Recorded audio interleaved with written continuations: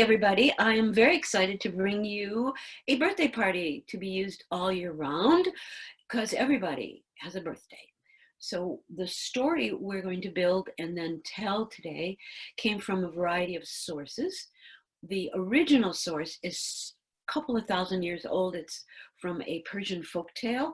You will probably recognize it. It's been used and then reused and then hopefully will continue to be used again. A couple of years back, I wrote a book. Actually, let me just even go back farther.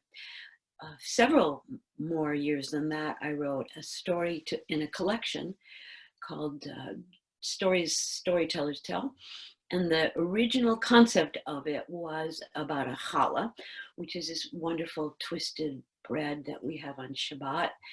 And then we moved it along and it became Grandma's cookies, because everybody eats cookies, everybody eats bread too.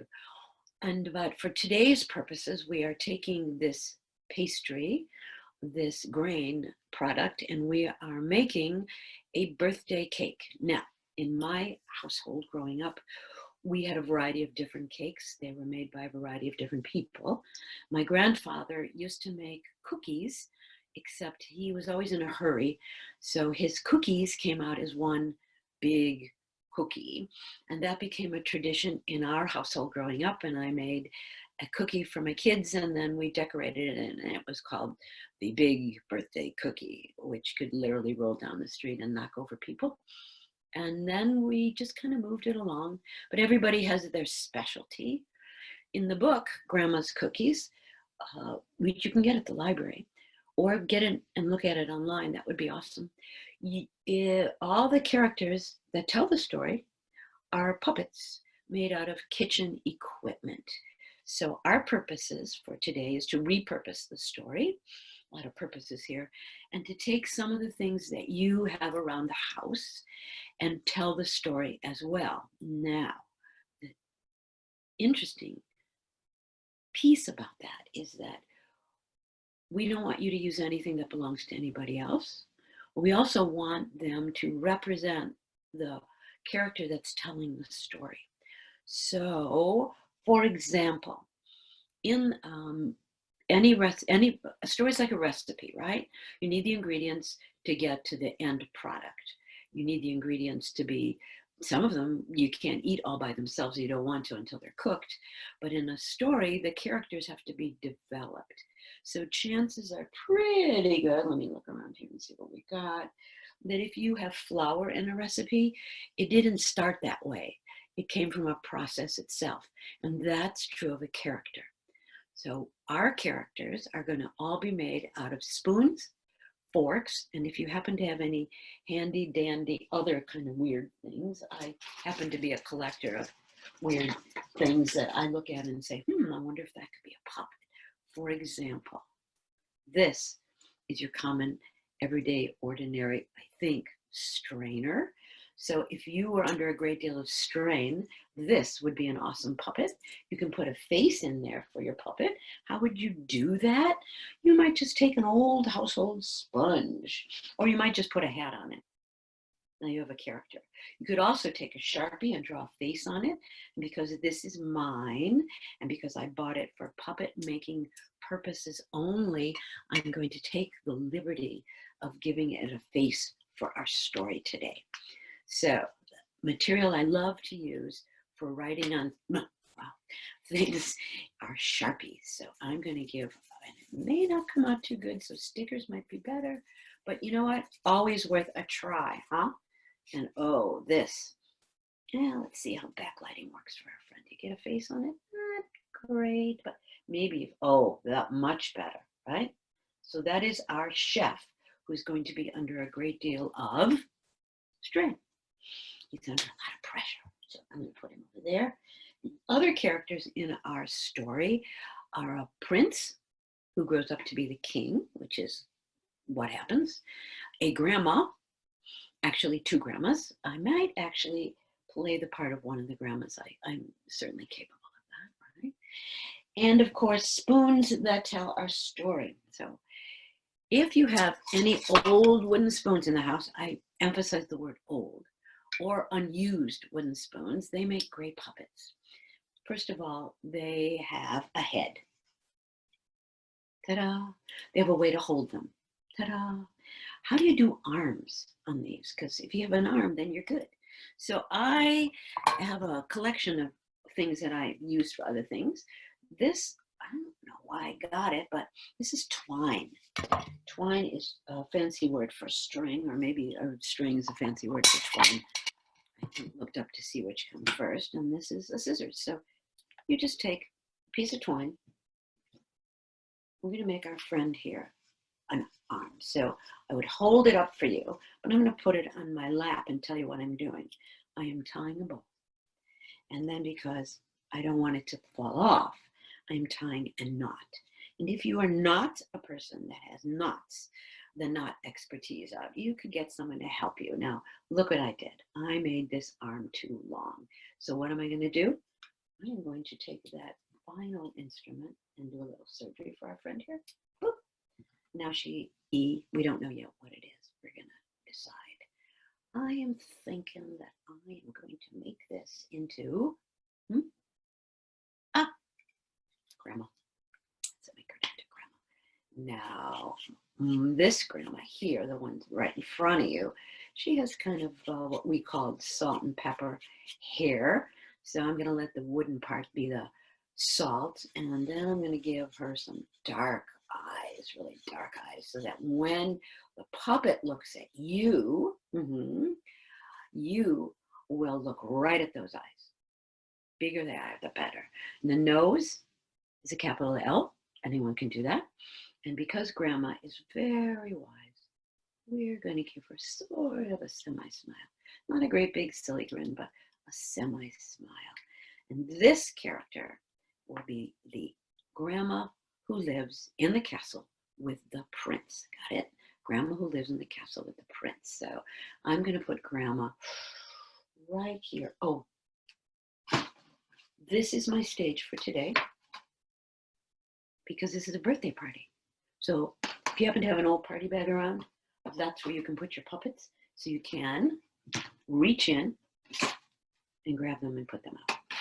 You can do that.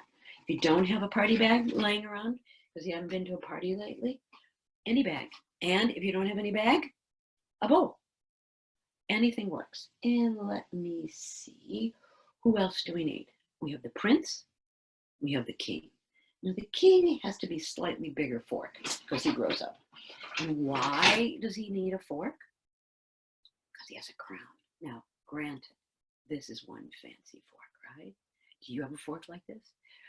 I happen to. I actually had several. I don't know why. It must have been some sort of a sale. So what I did to make him the king, because he's a king, he's royalty, I gave him a face too. Didn't give him arms. He's going to use mine. And he is now the king. So who do we have? The prince. Did I show you the prince? I didn't show you the prince. What is the matter with me? The prince. And because he's not a king yet, we are going to make him just a little dude. Is a little dude appropriate? I think it's appropriate. So here's another spoon I have. I know, you're saying to yourself, what's with the spoons? I actually had a really better spoon for our prince, but we're going to, wait, I haven't lost it.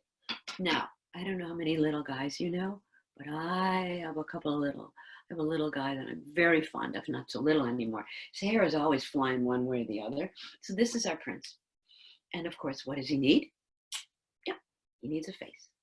So our prince, I'm going to put a baseball cap on him because I don't know what your princes wear, but my prince is going to have a baseball cap. And because he is in the family, he's going to have the same kind of nose. And let's see, I live in Chicago, so I'm going to give him a Cubs hat. Yep. And it should be blue, but for the passage of time, we're going to put that. Oh, but you know what I do have? I have a blue marker. What's the hurry? We can make it beautiful, right? So when you make your guys, you can use also a plastic fork. You might have some. So if you take a plastic fork and a plastic spoon, then they have these really cool things that I grew up with. They used to call them pipe cleaners, but truth told, I don't smoke a pipe. So I don't know if any of you do. I hope not if you're thinking smart, but if you happen to have, and they're not called pipe cleaners anymore, they're called chenille sticks. Okay, so here is the little boy, and where's he going? Potty bag. So we still have a little room left over, and we need another grandma. Here we go.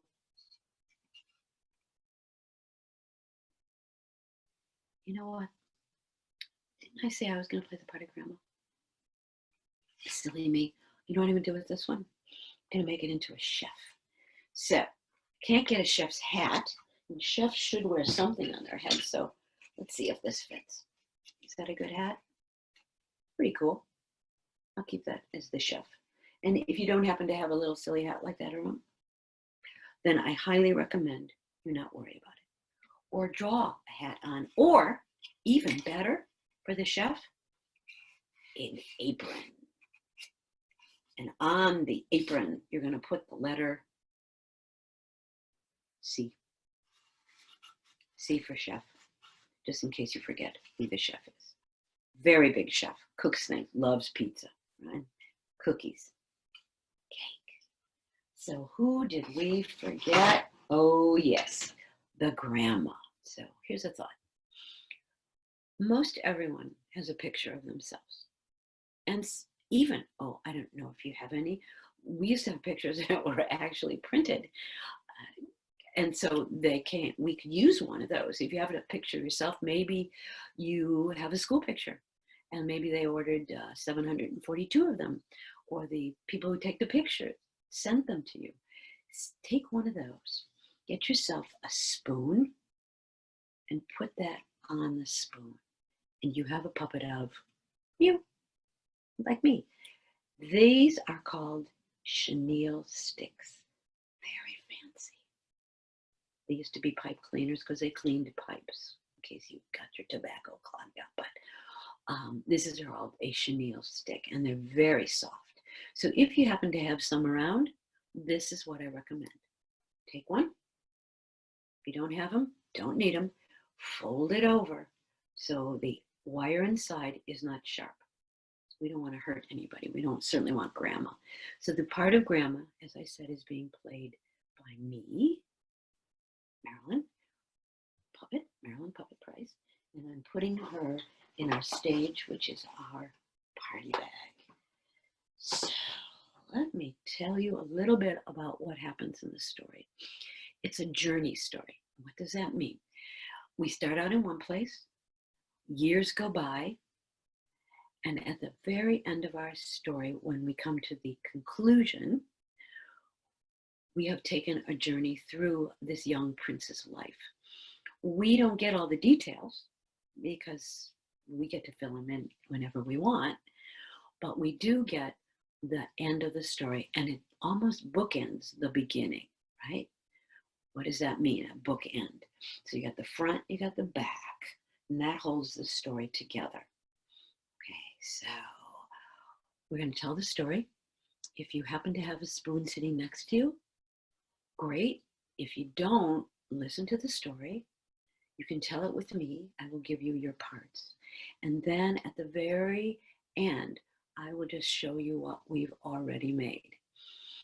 Remember, this is a party. Also, if you're also a little musical instruments to start our story, a half empty box of birthday candles make a lovely tribute to the birthday person. You could be the person that you love very much. I also found this funny spoon I'll share with you. It's for making music in the kitchen. Who doesn't?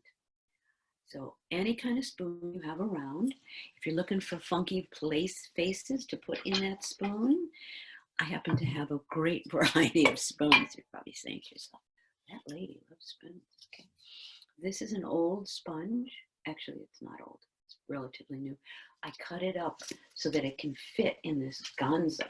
That means big spoon. And I would even be able to keep it in there without glue.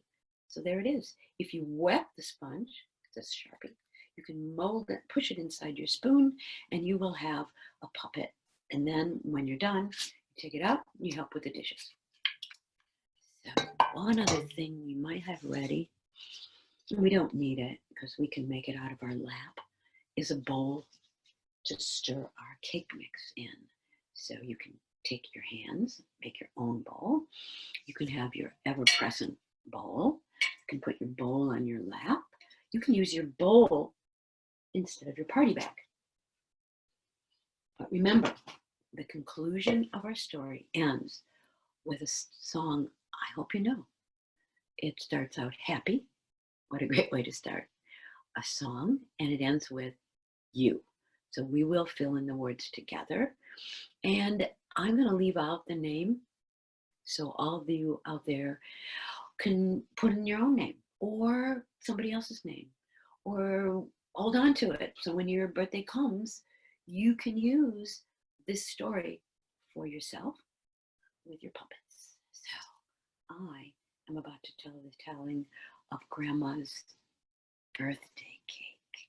And here it goes. Once upon a time, there was a little boy. Who did he live with? I am so glad you asked. This little boy lived with his mom, his dad, and his grandma and grandpa and all the people that took care of him. This little boy lived in a place called the palace or the castle, whichever you prefer. But his favorite thing to do while he was in training to be the king was to make things with grandma. Grandma made everything tasty. Pastries, she would roll them out. But the one thing that he most loved was on that day, he and grandma would make a birthday cake for him. But while they were making that cake, while they were adding and stirring, while they were making sure all the ingredients went together, she would tell him about all the parties she used to have for his daddy, who was now the king. She told him about all the fun things that his daddy loved to do. Like one year when they had a superhero party and everybody came dressed in capes and everybody came with their favorite letter on their t-shirts. He loved that when Grandma told him that story. And he said to himself, oh, this cake is so delicious that my grandma is going to make me my birthday cake when I have a birthday every year. And it lasted for quite a while. Now they put the cake in the oven, they set the timer. Ding. When the timer went off, they would take out that cake, put it on the table. Of course, he and she would frost it. It was quite delicious. His favorite frosting was vanilla. He loved vanilla. And then, of course, they would invite everyone over. They would sing. And then they would have a piece of cake. And he said, this is the best cake ever. I love making birthday cake with my grandma. Now, the years went on, and his daddy lived to be 120. And by the time this little prince became the king, grandma wasn't longer there. So what was he to do? He had to solve this problem himself. So now the king, he said, oh, today is my birthday and I am going to have a piece of my birthday cake just like my grandma made me. And so he went into the kitchen. He called out to his royal chef, royal chef, royal chef, who should come running, but of course, the royal chef. Now, the royal chef was under a great deal of strain. Why? Because he had to change all of his recipes to suit this brand new lovely king. He said, what can I do for you, your majesty? Oh, it's my birthday. Oh, happy birthday.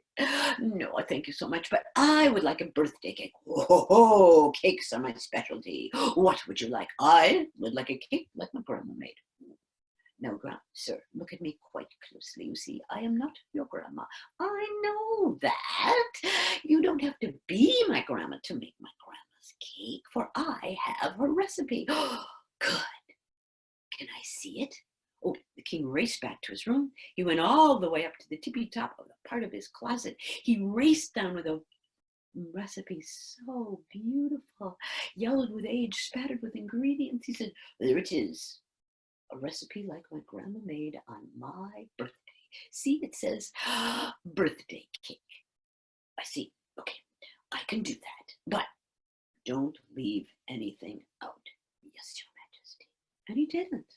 He didn't leave anything out, not one thing. He added, he stirred, he made sure that he whipped it just the right amount. He put it in the oven. He set the timer. Ding!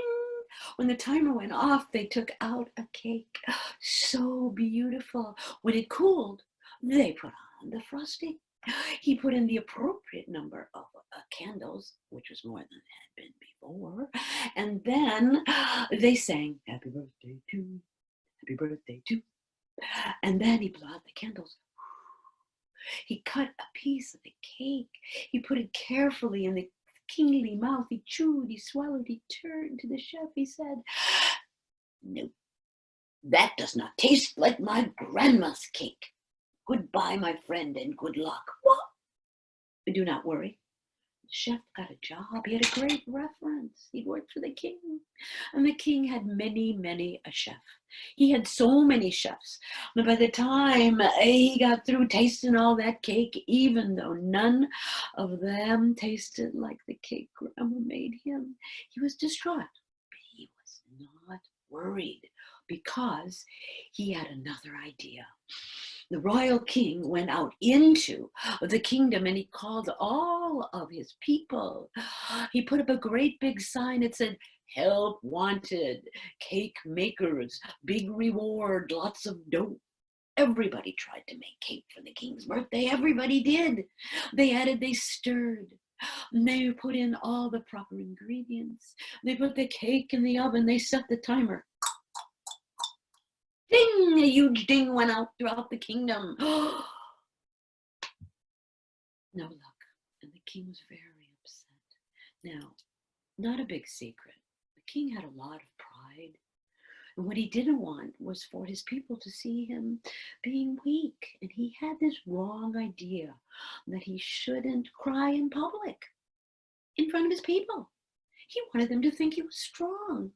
So the king did something, in retrospect, which means thinking back, was kind of silly.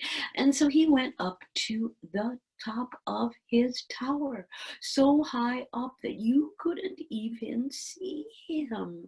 Now, who should come along? But of course, a little girl. She was on her way to Grandma's. And she was singing, "Happy birthday to me, happy birthday to." And then she saw the king up on the tippy top of the tower. She could hardly see him. And then she saw one tear sliding all the way down the tower. It was about to hit her on the top of her cute little head when she said, "What? Your Majesty, are you crying?" And the king said, "Yes. What is it, Your Majesty?" "Oh, it's the birthday cake." "What?" "It's the birthday cake, little girl. Can't you read? I put up a big sign." "Oh, no, I can't read. Besides, I'm busy. I'm on my way to Grandma's. She and I are going to make my birthday cake." "What?" The king raced down the tower stairs. He said, "Hi, well, I'm the king." "I know that, Your Majesty. I'm the king." "And I was wondering if you're on the way to Grandma's, if I could go with you and that I could have her make me a birthday cake." "Well, sure, we can ask. She's Grandma." So they did. They walked all the way through the dark but not scary woods until they came from a cute little house, covered with beautiful ivy. And coming through the window was a recipe that she was pretty sure was going to be her dinner. Such good smells. The king could hardly wait to go inside. She said, "Well, wait. I want to tell Grandma you're here." So she got her way into the house. "Happy birthday to me, and maybe you." She said, Grandma, guess who's here?" Quickly, Grandma came out. She said, oh, wow, look, it's the king. Can you imagine? The king at my front door. "Well, Your Majesty, what brings you here?" "Well, your granddaughter brought me here." "Well, I know that. I saw you coming. But why are you here?" "Oh, your granddaughter tells me that you're going to make her a birthday cake." "Well, I am. Well, it happens to be my birthday." "No." What a happy coincidence. But Your Majesty, we're glad to have you, but you came all this way. I don't quite understand. Oh, you see, my grandma used to make me my birthday cake. Oh, that's so nice. But I'm going to make her birthday cake, not yours. Well, you see, when my grandma made me my birthday cake, she would tell me stories and talk about my dad. And she told me that he was the best king ever. And I want to be like him. So I thought maybe if you made me my birthday cake, you could tell me stories too. Really? About your daddy? Well, I figure that maybe you knew my daddy. Well, I did. He was my king, when I was a little girl. Well, good. Then maybe you could tell me why he was such a good king. Well, I could, but about that cake. What about it? I brought the recipe. Oh, Your Majesty, I only use my grandma's recipes. Oh, but I miss my grandma. I thought if I could taste that cake one more time, then at least I could have her in my head and my heart and my tummy. Oh, Your Majesty, why don't we do this? Why don't you come in and help me? Me? Yes, you. You could do that. You used to. Oh, I did. Yes, I could do that. Here we go. So they went together inside of the beautiful little cottage, and they went into the small but adequate kitchen. And then they started to make that cake. She gathered all the material together from the king's recipe. And as they were stirring, as they were sifting, as they were doing all that the recipe required, she told him about his daddy. What made him a good king? Oh, your daddy said that in order to be a good king, you had to know your people. You had to listen to them.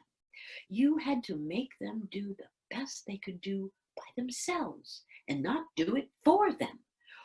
Your daddy loved his people, and they in return understood that. And even though sometimes he had to do things that were hard for him, he knew that they would understand. Your daddy was a good king, but the key, Your Majesty, is to always pay attention. Okay, and speaking of that, Your Majesty, I think your cake is ready. Well, they went to the oven, they took out that cake, and with the same classic recipe, they made that frosting. And carefully, with the help of that little girl, they made the most beautiful frosting. They decorated it just like Grandma did. And they put on the candles. And then the king was a little concerned. He said, but why would this cake taste any better? You didn't do anything different than all my chefs and my people. Oh, Your Majesty, try it. You might be surprised. Very well, and I'm sorry to even hesitate. You did so much, and I thank you.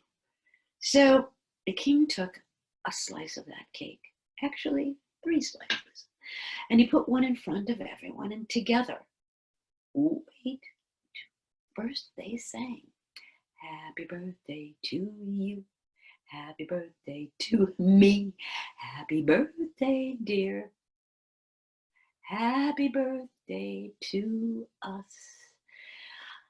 And the king hesitantly took a piece of that cake, and he chewed, and he swallowed, and he said, why, this cake tastes exactly like the cake I made with my grandma for my birthday.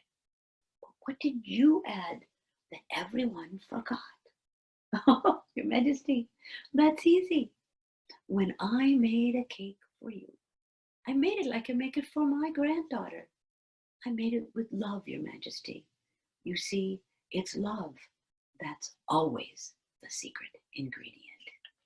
And so it is, and so it shall always be.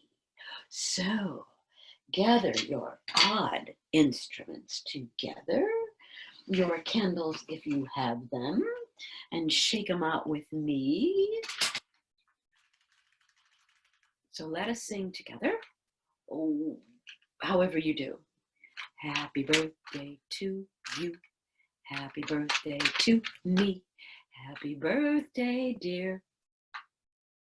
Happy birthday to us.